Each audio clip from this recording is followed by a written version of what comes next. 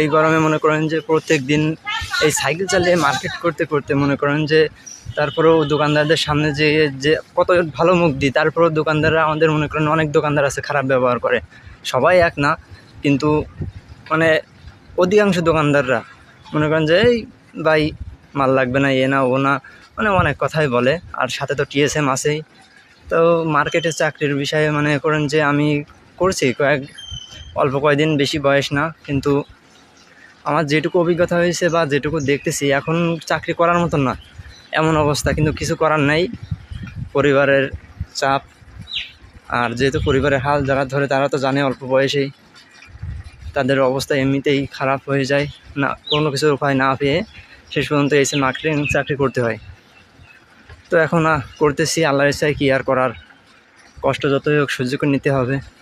Main marketing চাকরি করতে গেলে ধৈর্য লাগবে আগে। যাদের ধৈর্য আছে তারা চাকরি করতে পারবে, না হলে পারবে না, কারণ এতে প্রচুর কষ্ট।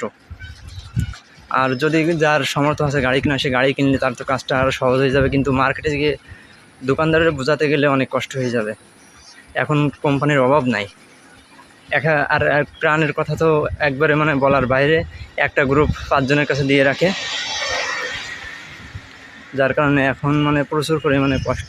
আমি যে সাইকেল চালাচ্ছি মানে কথাই বলতে পারতেছি না, এত পরিমাণে কষ্ট হচ্ছে। আর যে কী পরিমাণের রোদ, মানে বলার বাইরে। যদি ডিলারই এসব থাকে তাহলে সে জায়গায় চাকরি করবেন না, কারণ ডিলার যদি এসব থাকে সে অনেক কম রেটে মাল বেচবে।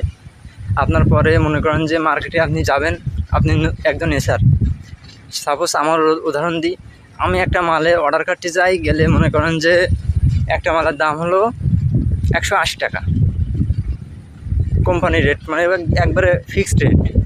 এখন ওই মালটা আমি যদি মনে করেন যে বিক্রি করি আপনার 75 টাকা, তাও আমার 5 টাকা কমিশন যাচ্ছে।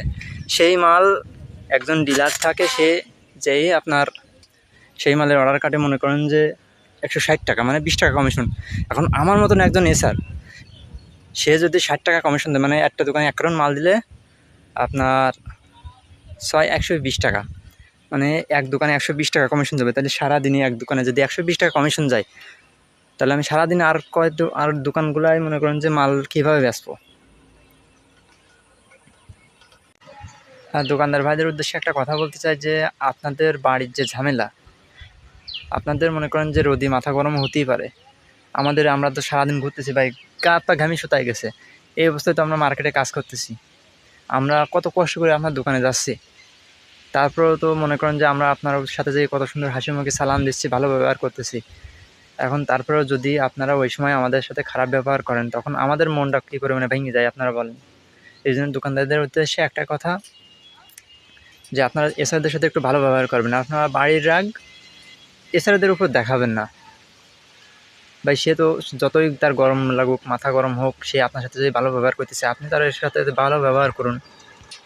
সেই জন্যে বারবার আমি বলতেছি যে মনে করেন যে জায়গায় ডিলার এসআর থাকবে সেই জায়গায় আপনারা কেউ চাকরি করতে যাবেন না, কারণ সর্বোচ্চ ভুল করবেন।